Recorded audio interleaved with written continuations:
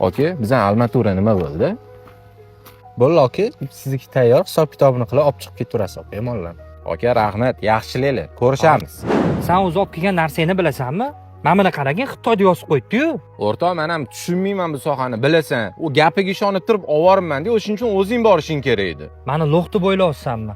Ana Xitoy 10 ming bo'ladigan bo'lsa, rossiyskiy armatura kamida 12 ming, 13 ming turadi. Ustimdan pul ishlamoqchi bo'ldingmi? Menga qara, sanichi bir sim haqqing menga kerak emas. Ishonmasang borgin-da o'sha joyingga o'zidan so'rab oling, tushundingmi? Odamlarda ham hisob qolmabdi. Ishchimi yubordim armatura olib kelgin deb, boshini silab, tufta narsa berib yuborishibdi. Men xasvar o'zim manipulyatsiya qilishni oqilay. Agar sizga lis, armatura, mana shu rullar kerak bo'lsa, o'zimga chiqadi. Metal nakoni har doim arzon. Manzilni shunday ro'shan garajda. Hammaga yaqin eng sifatli mol bizada. Agar mavoda konkurensiya bo'lsa, konkurensiyaga ham o'ynab olamiz. Bo'ldi, xudo xolisa unda murojaat qilaman inshaalloh sizlarga.